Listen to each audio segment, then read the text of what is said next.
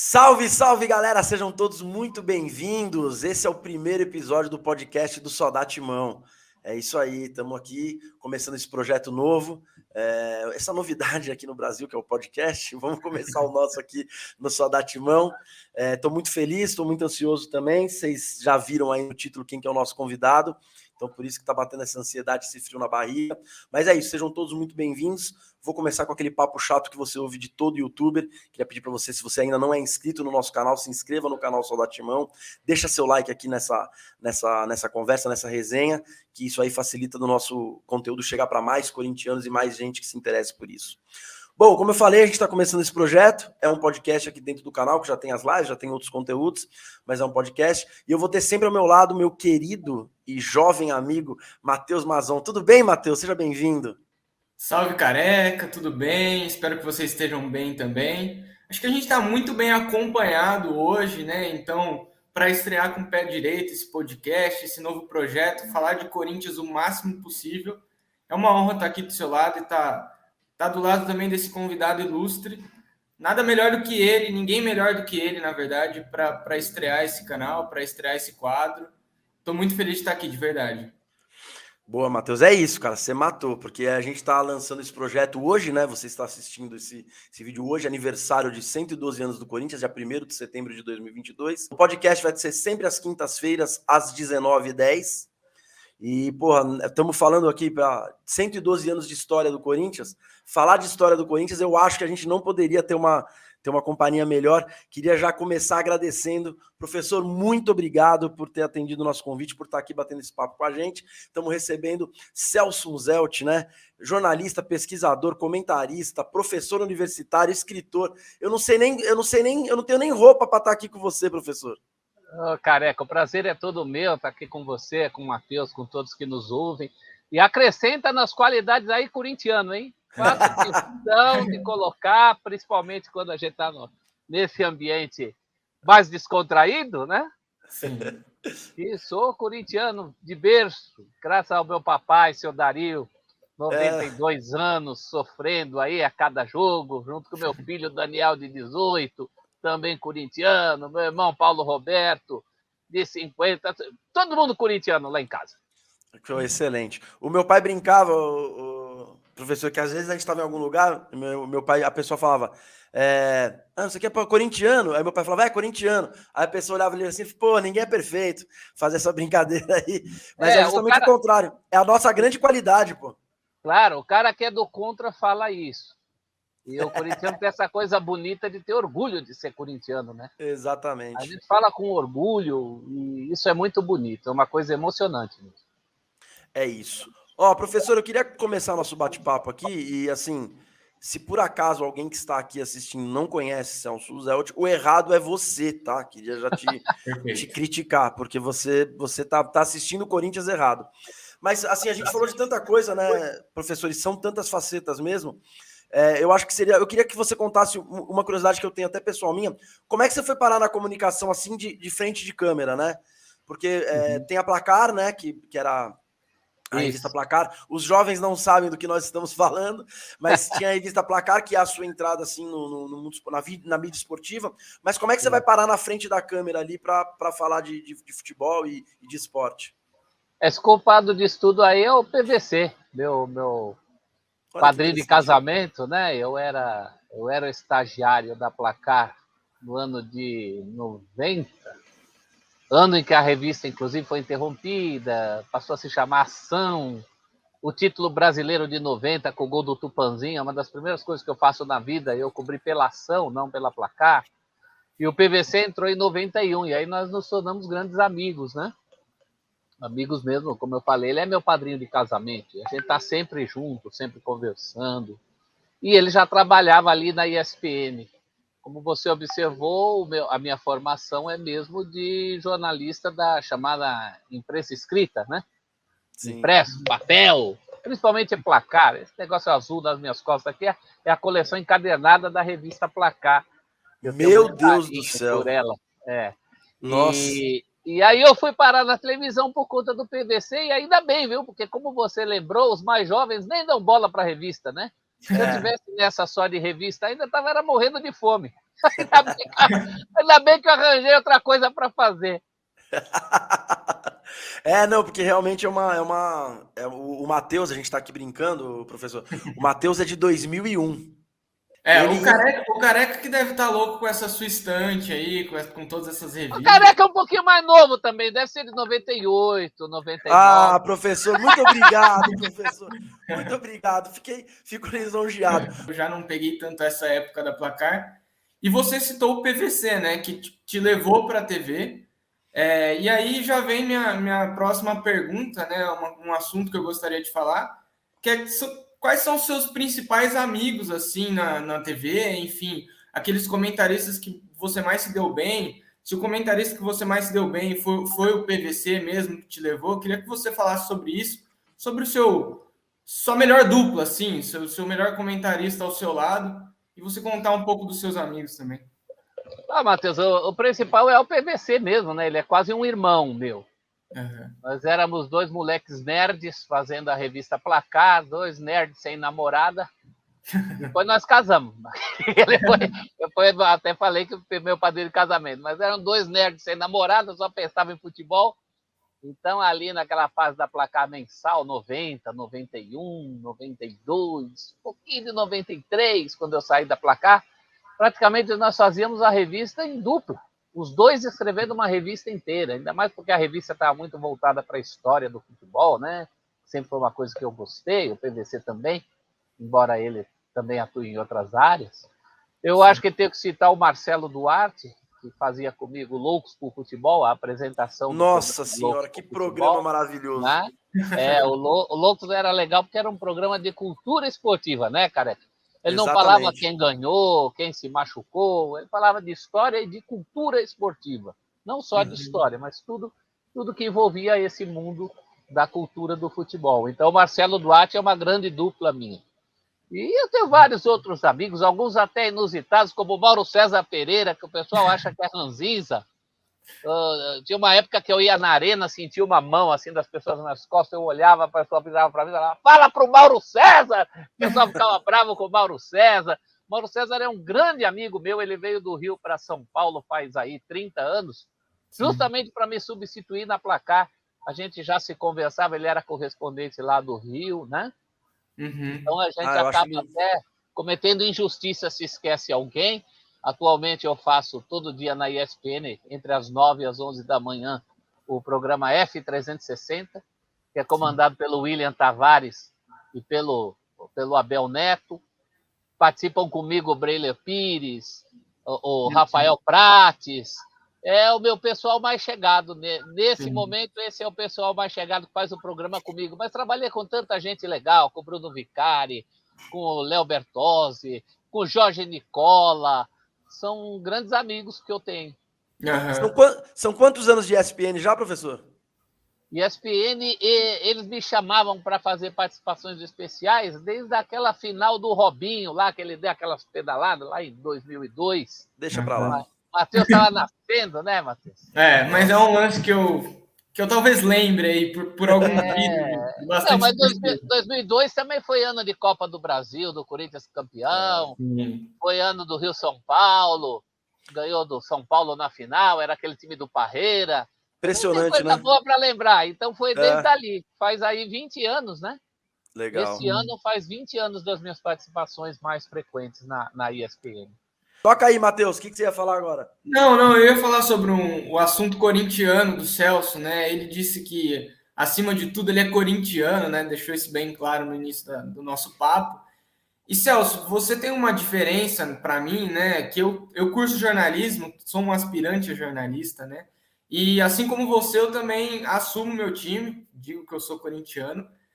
Mas você fez isso numa outra época, né? Numa época que não existiam as redes sociais. Hoje, apesar de ter talvez mais pressão, as pessoas têm mais liberdade ou estão entendendo melhor que existe um caminho, né, de se revelar ao clube. Eu queria que você contasse um pouco, até vai ser uma aula para mim, né, de como foi para você assumir o clube desde sempre, e se você já foi cobrado por isso, se já foi um problema para você como jornalista ser um corintiano assumido.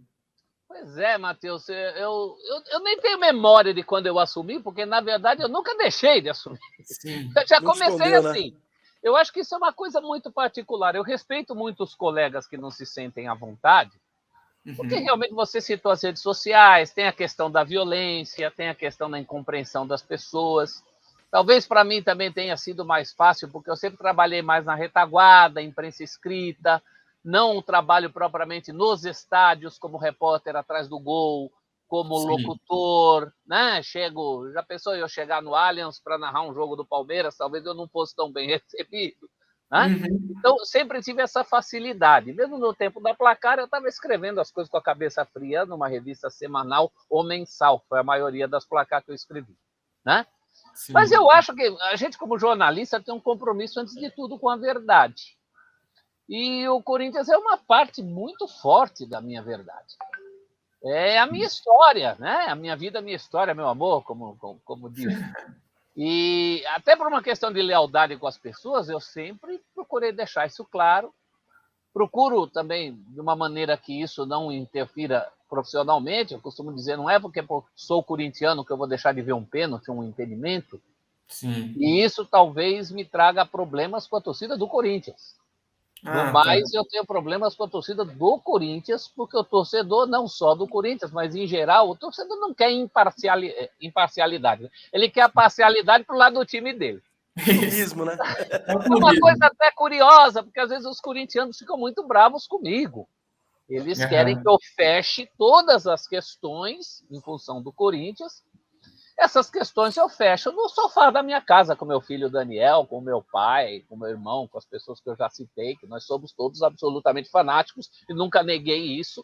E acompanho os jogos como tem que acompanhar aqui. Mas quando eu estou no canal de televisão, eu não posso ficar levantando bandeiras que, por conta da minha predileção pessoal. Sim. Né? Então, eu te diria até que com as outras torcidas eu nunca tive grandes problemas assim. Claro que tem sempre um chato ou outro em rede social, você vai lá e bloqueia o cara e acabou. Tudo certo. Mas às vezes o que eu fico magoado é justamente a própria torcida do Corinthians colocar em dúvida o meu corintianismo. Né? E é mais em redes isso, Celso? Ou é mais é mais nas redes sociais isso, ou é mais... Você já levou alguma cobrança pessoalmente? Enfim, costuma... Na rede social. Pessoalmente, Rede social. poucos têm coragem. É. Porque eu vou virar para o cara, se eu estiver no estádio, eu vou falar assim, meu amigo, eu sento nesse cimento aqui desde 1978.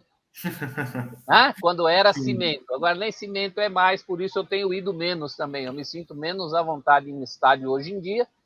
Os caras vão para tirar selfie, para fazer...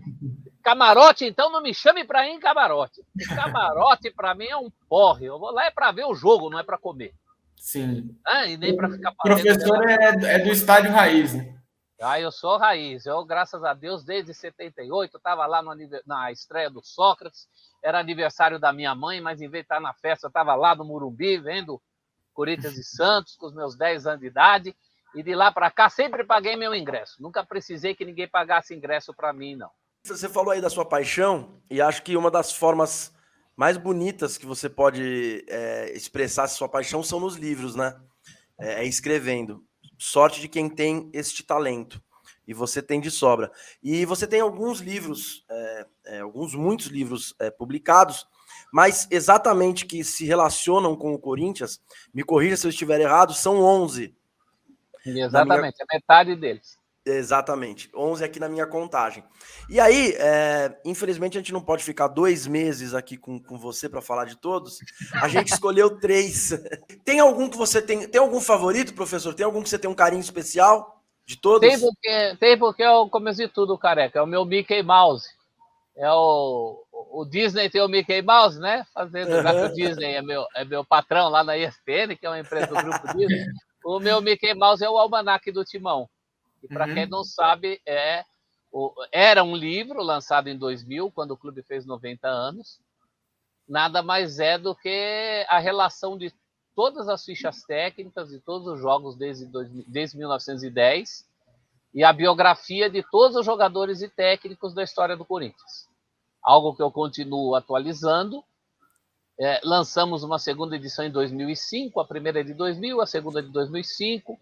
Só que o formato livro tem um problema, né? Se eu lanço esse livro aí na sexta-feira, no fim de semana o livro já está desatualizado, porque o Corinthians jogou de novo, na verdade. Sim. Por mais que eu seja amigo do dono da gráfica. Então, o que eu fiz? Eu transformei o Almanaque do Timão num aplicativo para celular. Uhum. Hoje ele existe com o nome Almanaque do Timão. Ele é atualizadíssimo. A gente está conversando numa gravação feita depois do jogo de ida da Copa do Brasil contra o Fluminense, né? Sim. Aquela vitória por 2-2.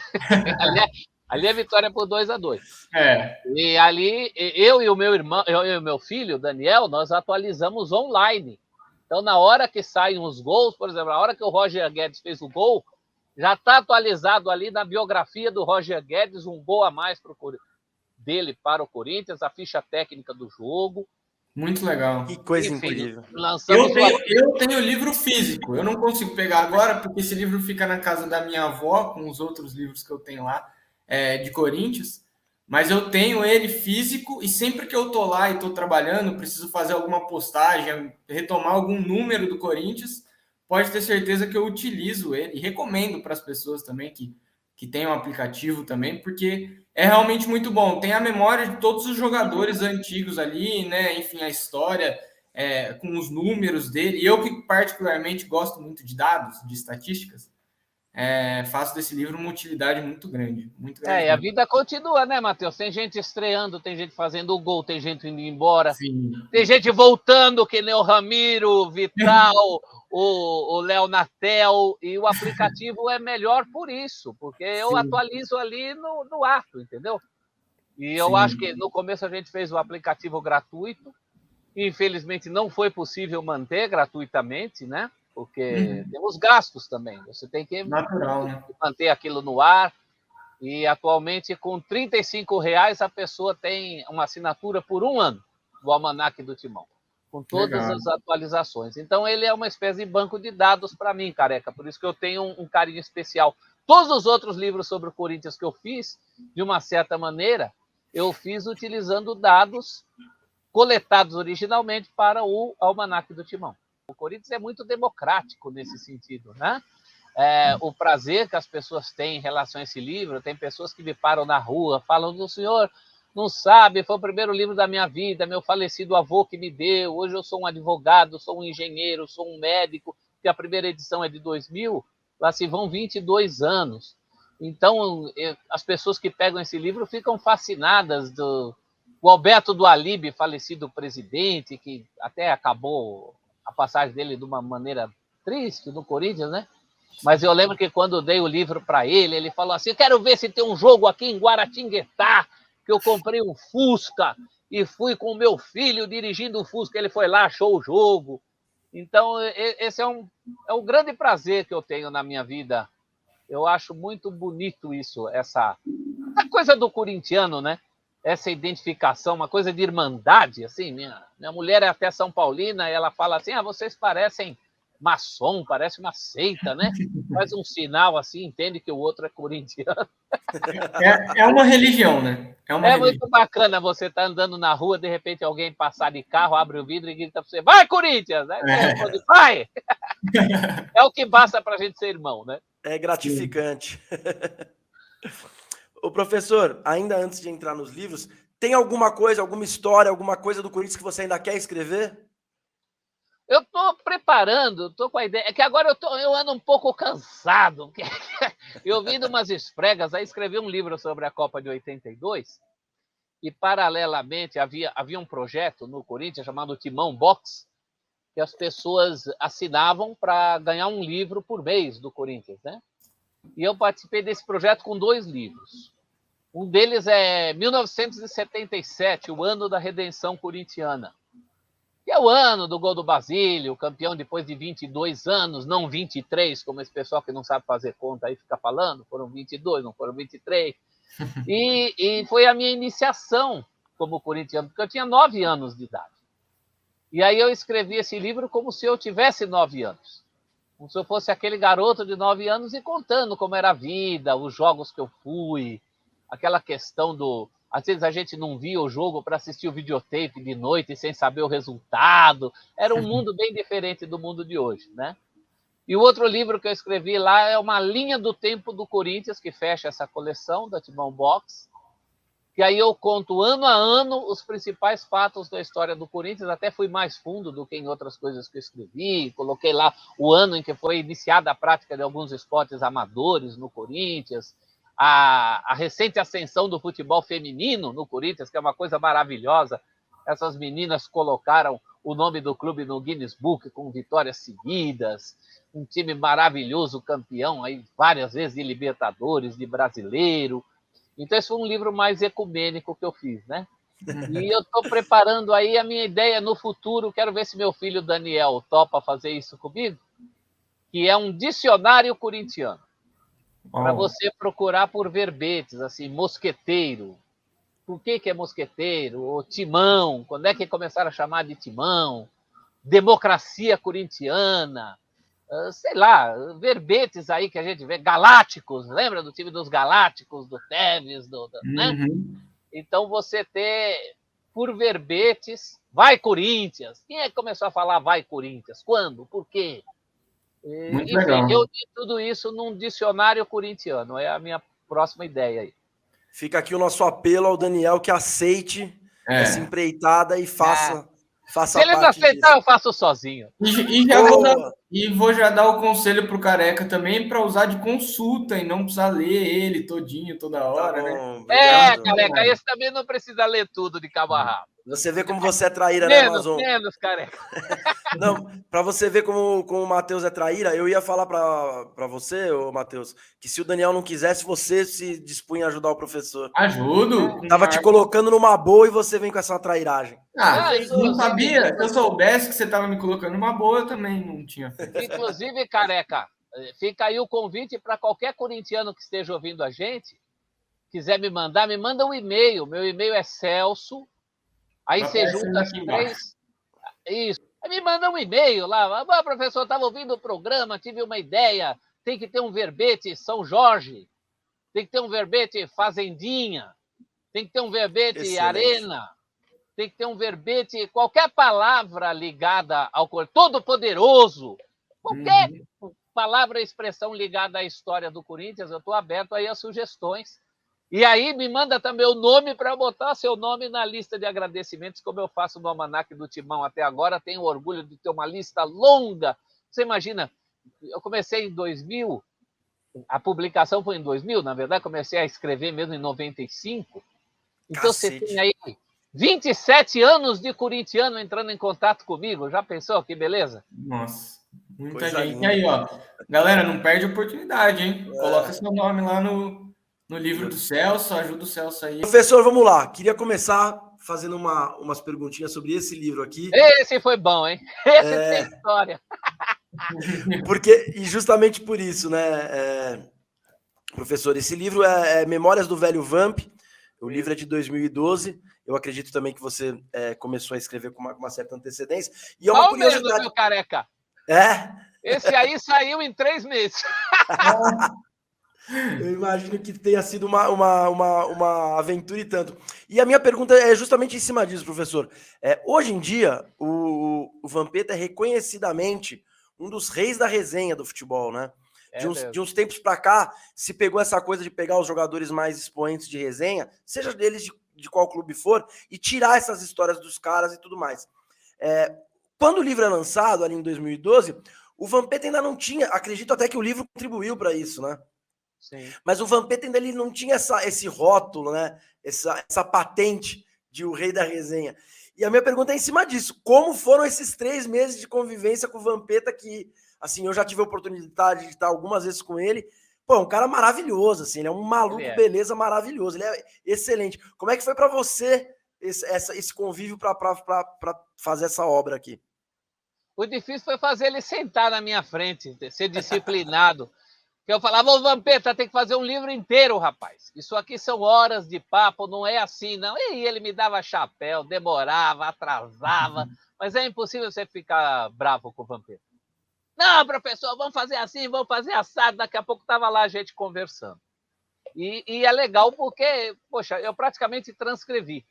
Ele é muito autêntico, as histórias vinham. Claro que eu dava uma direcionada, né? Porque quando você faz um livro desse, não podem faltar aquelas histórias que as pessoas já sabem, e tem que ter as histórias que as pessoas não sabem. Então, deu uma orientada, dividi por fases da vida dele, mas ele é sensacional, abriu o coração, contou tudo, não deve nada para ninguém, e é um cara muito bem-humorado, antes de tudo, né? Um cara que dá cambalhota na rampa do Planalto, realmente bem bom ele não ia ser, né? Um pouco Ele maluco, cara. é bem soltinho. Ô, professor, a gente falou um pouquinho do Vampeta, né? E agora eu vou falar de um outro livro seu, de um cara com uma personalidade totalmente diferente, ou pelo menos aparenta ser totalmente diferente, que é o Cássio, né? Um cara mais reservado, acho que um cara menos descontraído, né? Enfim, até depois que o Cássio conta bastante que depois que ele se converteu, a vida dele mudou bastante, então ele é Isso. um cara que não é muito de sair, né, etc. Eu queria que também você contasse um pouco como é que foi o convívio, se você conviveu bastante com o Cássio para escrever esse livro, e o que você viu nele depois de escrever o livro, no processo todo de escrever o livro. O que mais te chamou a atenção no Cássio?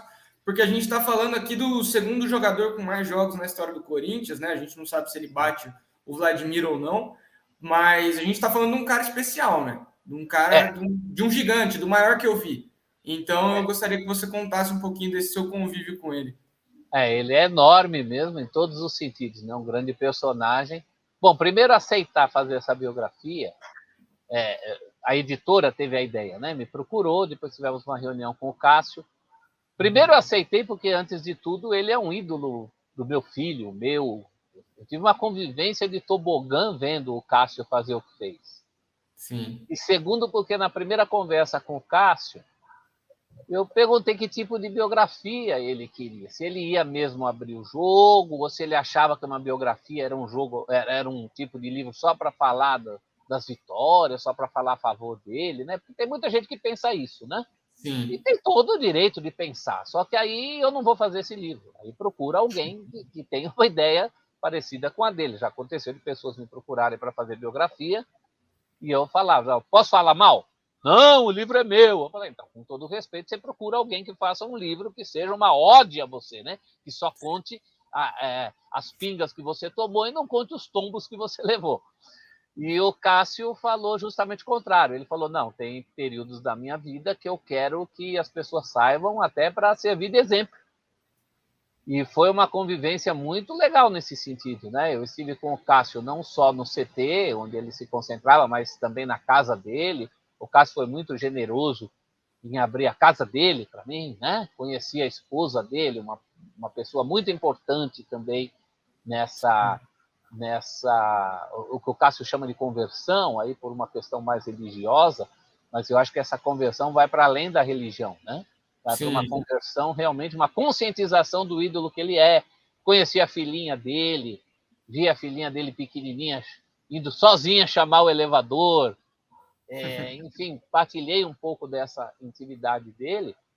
E no momento posterior, aí já mais recente, em que o Cássio foi ameaçado por redes sociais, eu percebi ele mais magoado com o fato dessas pessoas terem colocado em questão a integridade dele do que propriamente com as ameaças. Qualquer um ia estar preocupado com ameaças físicas. Ele estava preocupado com a honra dele, com as pessoas terem duvidado do carinho com que ele faz as coisas. Esse é o Cássio. É um gigante também nesse aspecto, um gigante como ser humano. Foi muito gratificante. Claro, cada pessoa é uma pessoa, né? Quando você falou uma pessoa bem diferente do Vampeta, eu logo saquei que era o Cássio. Cada pessoa é uma pessoa, mas que grande ser humano, acima de tudo, é o Cássio. É um gigante na vida. Merece tudo que a vida lhe deu. E eu faço coro com todas as pessoas, inclusive o Ronaldo Giovanelli, que faz a orelha do livro. Eu faço coro entre aqueles que falam obrigado, Cássio.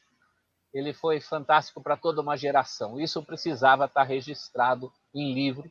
Ainda que fazer o livro de uma pessoa que ainda está em atividade é muito difícil, porque é uma história sem ponto final, né? A gente não sabe quais vão ser os caminhos, mas o Cássio já tem uma história suficiente para ser considerado o gigante que ele é. Com certeza. Não, com certeza. E é muito legal porque com esse lance dos jogos, né? Quando ele passando o Ronaldo, que é muito simbólico por ser um goleiro também, e eles sempre trocaram publicamente elogios e tudo mais, acabou se fazendo grandes homenagens pro Cássio, a camisa, a luva, um monte de coisa legal. Só que eu ainda acho que daqui a 15 anos ou 10 anos, quando o Cássio já estiver parado, aí a gente vai ter noção do tamanho desse cara pro Corinthians. Mais ainda. Mais ainda. Porque aí a gente vai ter o afastamento natural da coisa para enxergar, né? A gente tá, como você falou, professor, ele ainda tá jogando, a gente ainda tá vivendo. O Cássio ainda vai dar uma Copa do Brasil pra gente daqui a 20 dias, então... Com certeza. Muita coisa vai acontecer. Reflete muito momento, né? Sim, a gente reflete muito momento para fazer crítica, elogio, e o Cássio, ele tá sujeito a isso ainda, né? É verdade. E o Careca falou bem, acho que as estatísticas vão nos ajudar a também colocar ele num patamar que ele merece, que ele se colocou, na verdade. Não, e aquela defesa contra o Diego Souza, e eu começo o livro contando aquela defesa, né? O título é a maior de todas as defesas, e não é só a maior de todas as defesas do Cássio ou do Corinthians, aquilo é uma das maiores defesas da história do futebol. Eu não tenho dúvida nenhuma em afirmar isso. Nas minhas pesquisas tem algo parecido com o goleiro Levi Yashin num jogo contra a Inglaterra em Wembley, e mesmo assim não foi igual. Aquela noite nós vimos um estádio em silêncio, os corações batendo por um período ali de segundos. Eu coloco no livro, não sei te precisar agora por quanto tempo foi, mas eu cronometrei. Aquilo foi uma cena impressionante, né? Foi um gol, ele fez um gol como goleiro. Se eu não me engano, foram 8 segundos que você não ouvia nada e nem ninguém, né, Celso? É uma coisa impressionante, assim. Recentemente eu estava vendo um podcast desse que tem aos montes agora, e eu não vou me lembrar quem é, mas estava o Carlos Alberto, que jogou no Corinthians, jogou no Vasco, né? E aí ele fala um negócio, tem mais um ou dois jogadores, e eles todos chegam num consenso que é muito mais mérito do Cássio do que erro do Diego Souza, que é uma injustiça, né? Sem dúvida. Se diminui. Foi um chute consciente, tentando tirar, não foi um chute fraco. Muito mérito. O Cássio, no livro, fala disso, né? Que aquilo não é à toa. Aquele trabalho de explosão para a bola, que é uma coisa que quem conhece o Cássio sabe que ele faz muito bem. As grandes defesas dele são assim. São defesas de explosão, né? Aproveitando a envergadura. Aquilo era um trabalho que ele fazia com a comissão técnica. Então, a bola não entra por acaso e nem deixa de entrar por acaso também. Tem muito trabalho ali, muito trabalho. E uma das funções de um livro como esse é justamente detalhar isso, né? A gente conversou bastante sobre o lance, ele deu detalhes de como treinava isso, do quanto ele é perseverante. Ele nasceu para pegar a bola do jogo, né, gente? Pode falar o que quiser, se joga bem com o pé ou se não joga, se sai na bola cruzada ou se não sai, mas a bola do jogo ele está lá para pegar, como pegou no Japão também, na campanha do Campeonato Mundial. Ou seja, o Corinthians é o único clube que tem campeonato mundial para o cara escolher. Se o cara não gostar de um, ele fica com o outro. Se quiser que atravesse o mundo, fique com um, não fica com o outro. Se quiser o carimbo da FIFA, tem o outro. Tem tudo mundial para se escolher. É isso. Ô, professor, e uma coisa assim, é como cresce em decisão o Cássio, né? Meu Deus, só consigo pensar nisso. Mas uma coisa legal, assim, eu acompanho o Corinthians há menos tempo que você, mas há mais que o Matheus, e eu acho que o Cássio, ele, pelo talento dele, pela perseverança dele, por toda a história dele no Corinthians, ele se deu uma chance que poucos jogadores têm. A gente, historicamente, foi injusto com alguns ídolos. E o Cássio, ele limpou a barra dele em atividade no Corinthians. Eu não me lembro de outro exemplo disso.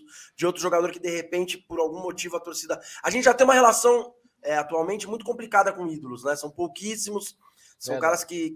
E, às vezes, a gente tem a impressão que o jogador de futebol faz questão de não ser ídolo, de cagar no final e não ser ídolo. E o Cássio, não. Ele teve essa oportunidade de, dentro do Corinthians, passar um período que...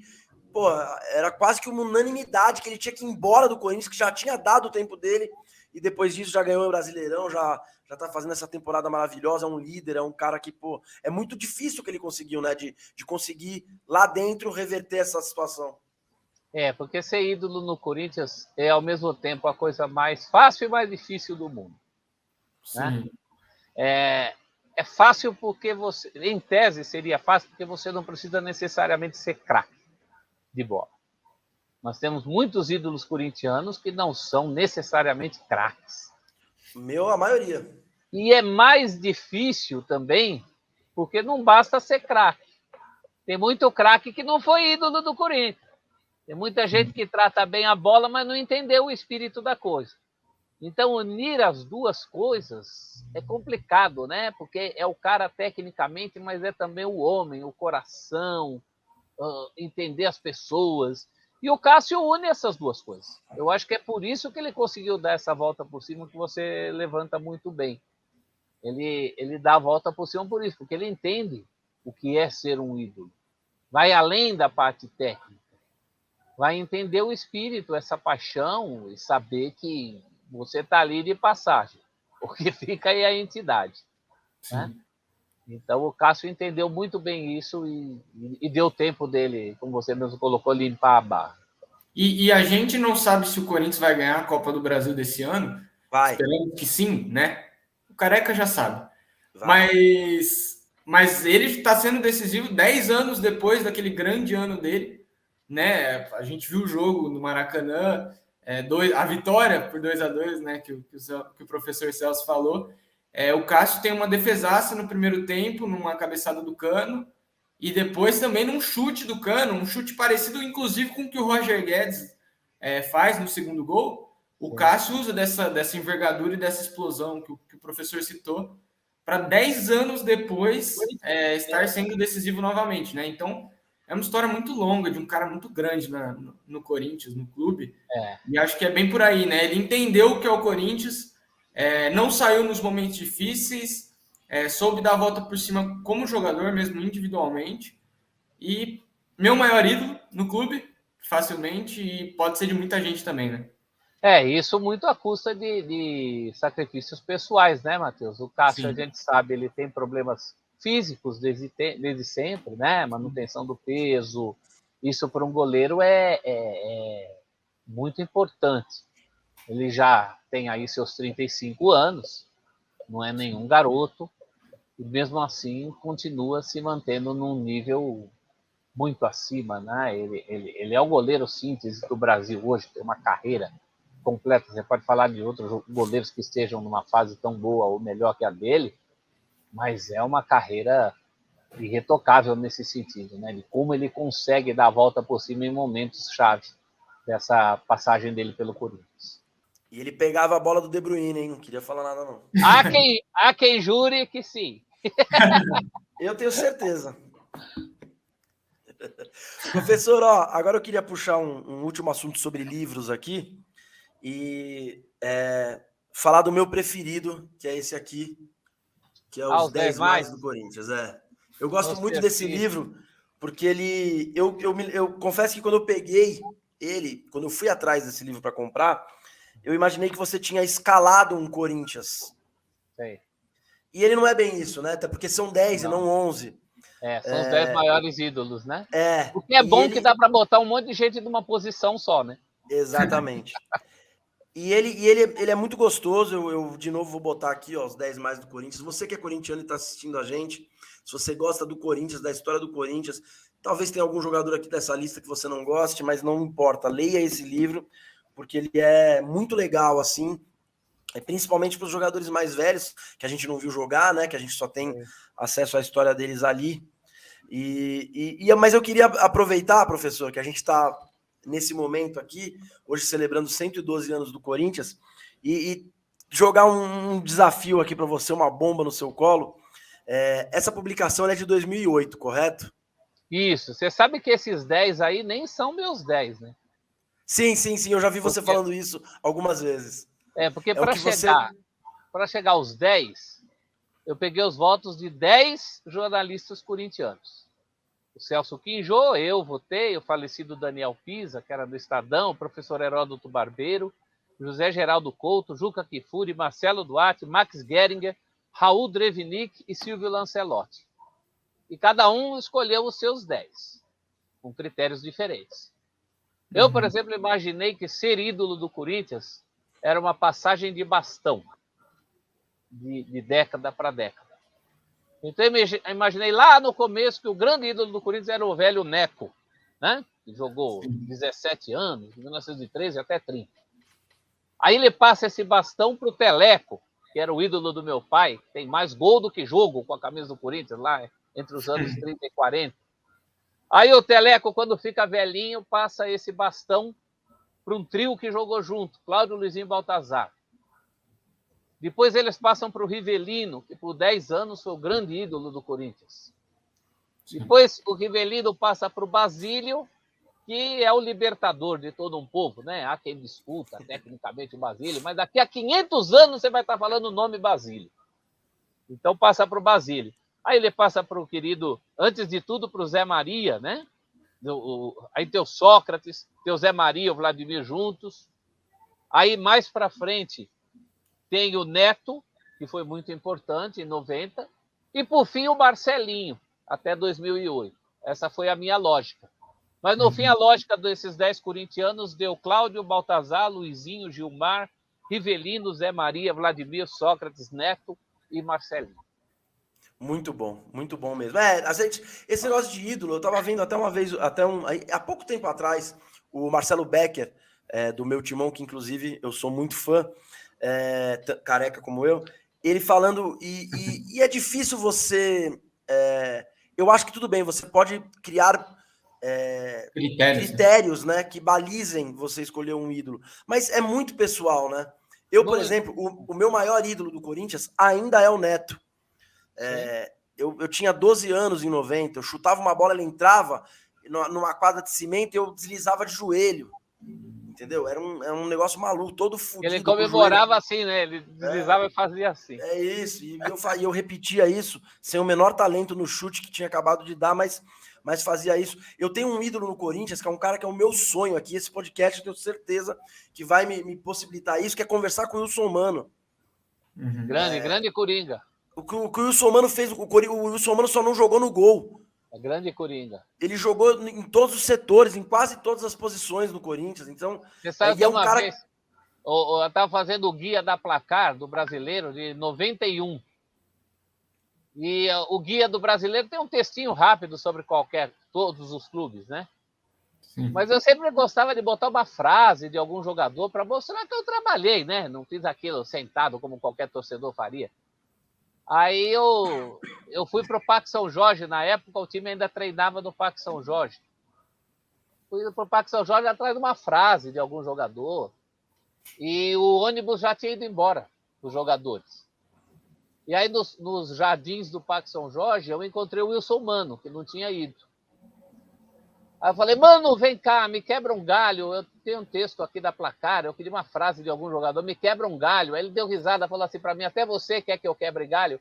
Porque ele vivia quebrando o galho, né? Em todas as posições, de lateral, de zagueiro, de volante, na frente. Então é uma boa lembrança sua do Wilson Mano. Não, é maravilhoso. E assim, acho que ele culmina bem aquele título de 90, né? Ele faz gol na primeira final.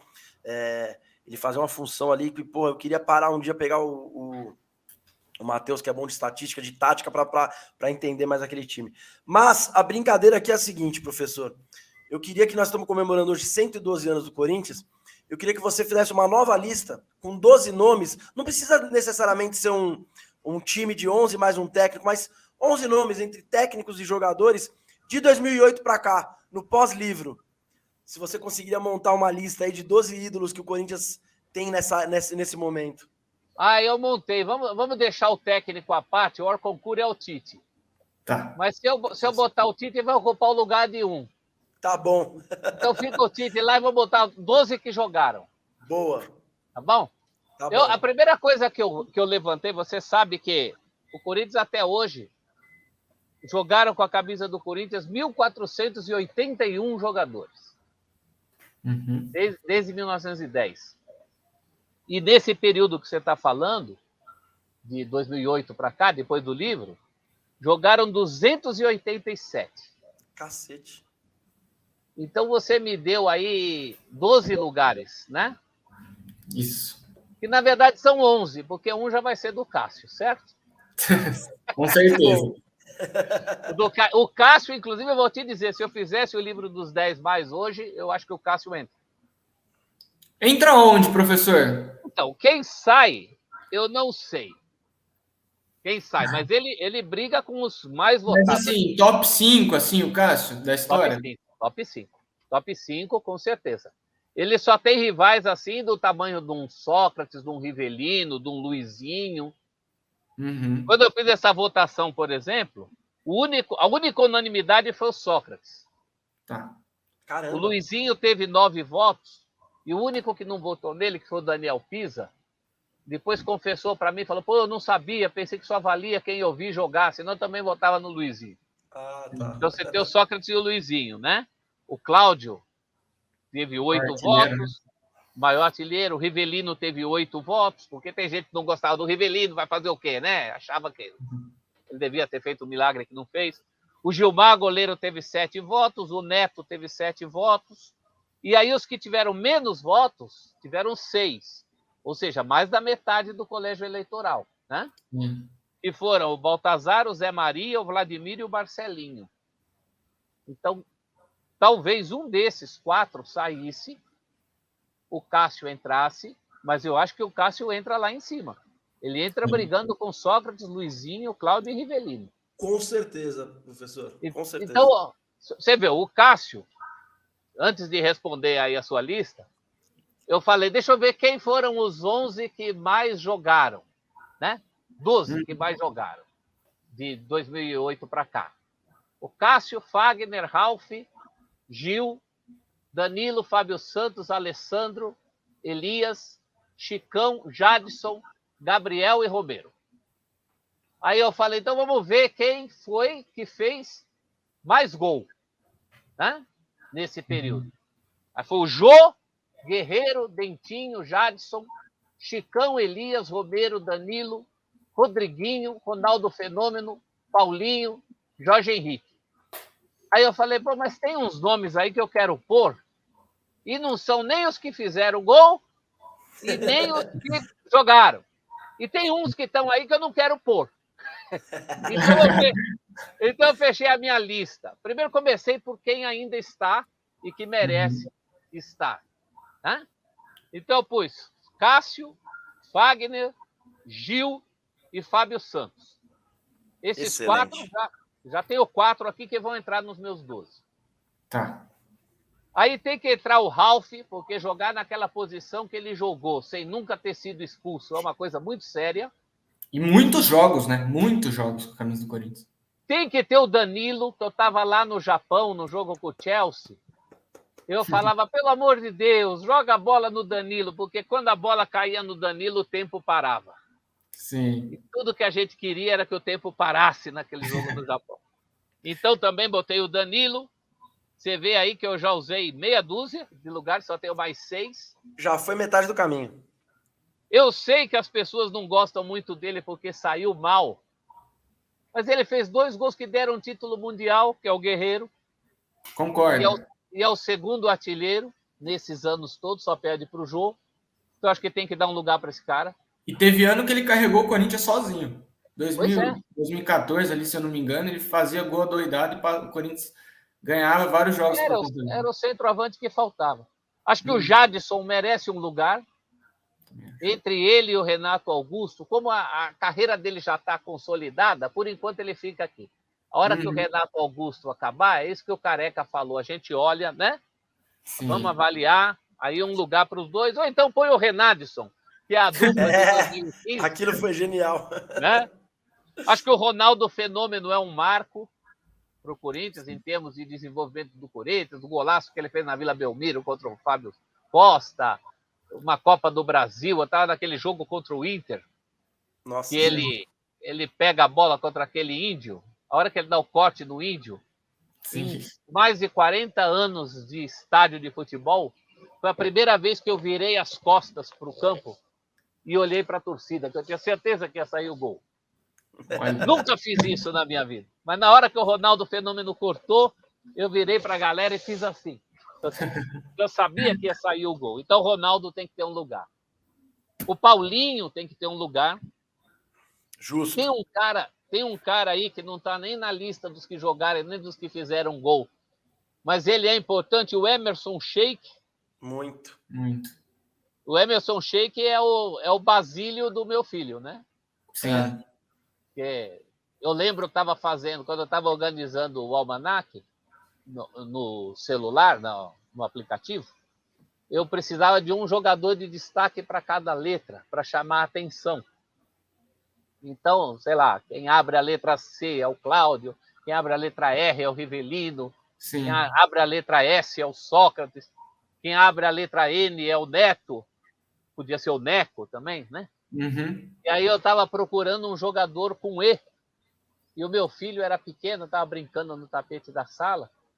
Eu ia escolher o Edilson, mas não estava muito certo disso. E aí eu vi o menino falando Emerson Sheik.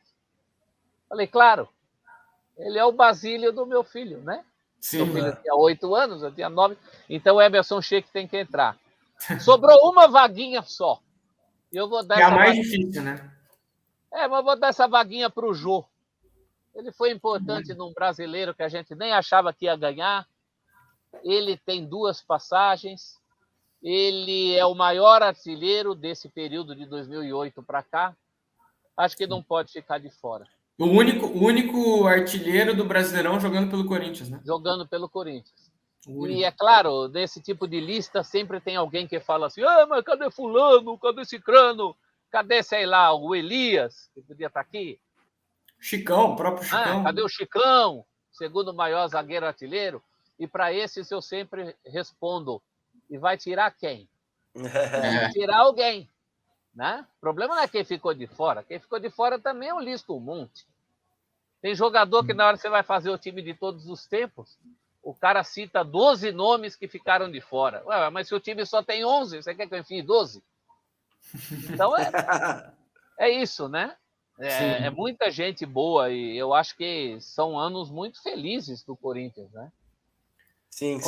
Muito, muito bacanas de ser corintiano. Eu fico satisfeito que meu filho tenha pego esse período aí. Ficamos até mal acostumados, né? Ficamos até mal acostumados. Muito. A verdade é que do rebaixamento para cá, a gente teve 19 e 20 como anos ruins, né? O resto, por mais que 21 a gente não tenha ganho nada também, e 19 a gente ainda acabou ganhando o Paulistão, mas eu acho que depois do Paulistão ali até a chegada até o meio do ano passado, quando começaram a retornar esses jogadores, a gente passou praticamente 2 anos aí tristes, né? Que você ia ver o Corinthians falando, puta que eu pariu, hoje vou lá sofrer um pouquinho, né? Vou tomar minha dose de sofrimento. A gente até estranhou, porque estava desacostumado disso. Mas eu gostei muito da sua lista, professor, de verdade. Muito boa mesmo aí. É um desafio, 12. Porque, como eu falei, claro, por exemplo, tem um cara aí que entra tanto entre os maiores artilheiros e os que mais jogaram, que é o Romero. Sim. Sensacional a participação. O controverso Romero, né? Jogou para o time, mas eu, sinceramente, não é fazer pouco do Romero. É que eu não tiraria nenhum desses para pôr o Romero. Essa é a questão. E poucos falam também. Né? Sim. Poucos falam também, mas ele teve uma saída bem conturbada, né? Dizem que ele até queria receber o teto salarial do clube, enfim, por isso ficou sem aquelas jogar. pendengas com o Andrés lá, que só quem está lá dentro para saber, né? Exatamente. Exato. Mas cumpriu. O Romero... Eu só acho, o único senão que eu tinha com o Romero, porque, em tese, ele era um atacante. Sim. Era um atacante que pensava que era volante. É um auxiliar de lateral. Estava voltando lá, secretário de lateral. Eu não gosto muito disso. Né? Sim. Eu acho que atacante tem que atacar.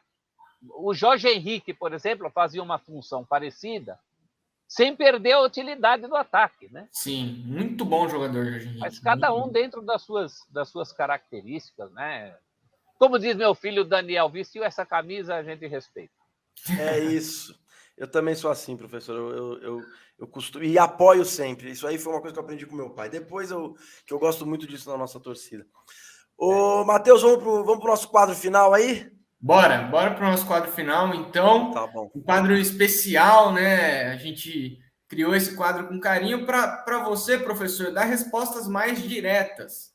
Mas não sei se incisivas, mas no papum é o preto no branco, o nosso quadro, né? Que faz referência às cores do nosso clube. E a gente vai te dar 5 perguntinhas aí para você escolher entre um ou outro. Beleza? Tá bom. Então, eu vou começar aqui com a sua profissão. Se você prefere dar aula ou se você prefere comentar jogo ou comentar programas na TV. Eu gosto das duas.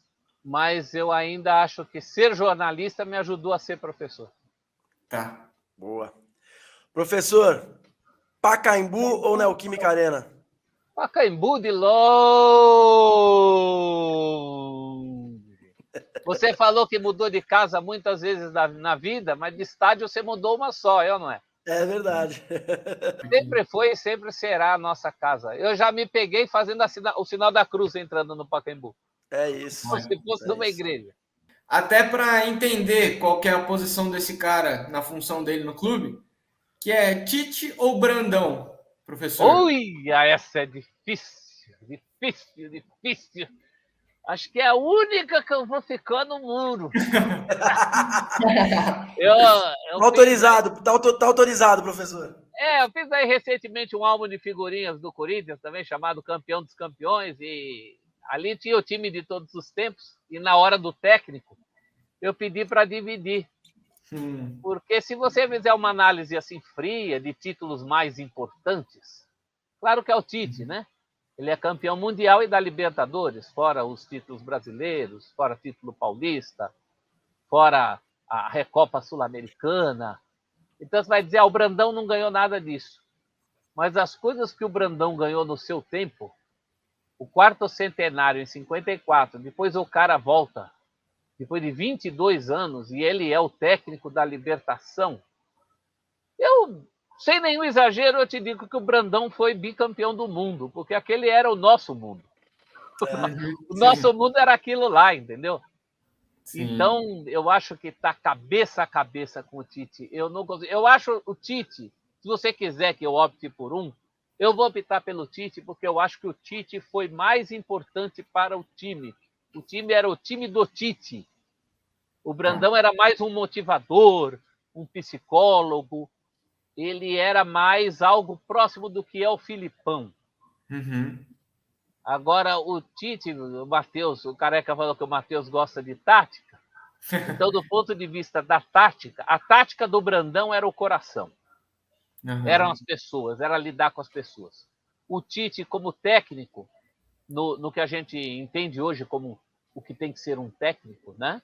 Sim. Aí o Tite era mais técnico de futebol. Boa, legal. Professor, qual que é o gol mais importante da história do Corinthians? O do Basílio, o do Tupanzinho ou o do Guerreiro? Ih, eu falei que ia ficar em cima do muro em uma, mas tem outra, hein? Mas não vou ficar em cima do muro, não. O gol do Basílio é uma coisa que transcende, cara. Eu não gostava de futebol com 9 anos de idade, não sabia nem quem era a bola. Embora eu já me dissesse corintiano. Mas o Corinthians, para mim, era uma entidade, sabe? Eu nem sabia que ele jogava bola. Era mais ou menos como o Mickey Mouse e o Jesus Cristo com o coração para fora na parede da casa da minha avó, ali no quadro. Aquelas imagens que estão na sua vida. O Corinthians era isso. E em 77, aquilo foi um negócio... Parecia uma Copa do Mundo, cara. Imagina uma Copa do Mundo só em preto e branco. Foi aquilo. Né? Para uma criança de 9 anos, aquilo é inesquecível. Eu só fui sentir sensação igual com o gol do Sheik com o meu filho, porque aí eu senti o quanto era importante para o meu filho, né? Mas quem viu aquela noite do gol do Basílio, acho que é o gol mais repetido da história da televisão, né? Aquilo foi um negócio que ultrapassou o futebol, né? Porque o Corinthians ser campeão era marchinha de carnaval, né? Era fiado só quando o Corinthians foi campeão, que os botecos botavam na parede. Tinha noivo que prometia casar só quando o Corinthians fosse campeão. Aquilo foi um evento. Eu sei que é mais difícil explicar hoje, porque todo mundo vê com essa história do Paulistinha, que era só um Paulistinha, mas não tinha esse parâmetro. Sim. Tinha essa coisa do, afinal, ser campeão, né? Depois de mais de 2 décadas. Tinha gerações. Eu tenho um primo muito mais velho que eu. Ele me levava aos estádios, né? Esse primo tinha 26 anos, nunca tinha visto o Corinthians campeão. Viu naquela noite. Nossa. Então, foi um negócio muito forte, né? O gol do Basílio, realmente, eu acho que é o gol mais importante da história de um clube no mundo. Uau! Basílio é um escolhido e tem a exata noção disso, sempre atende as pessoas muito bem. Ele é uma pessoa que ele não consegue almoçar em público, ele é interrompido. Aquilo aconteceu há 45 anos. E tem gerações e gerações de corintianos que falam, dá licença, queria te cumprimentar, queria falar com você, queria um autógrafo. E ele atende a todos de uma maneira assim, da maneira dos escolhidos. O Basílio realmente é um escolhido. Boa. Muito bom. Professor, para fechar a última, para a gente terminar lá em cima. Pato, Luan ou William? Eita!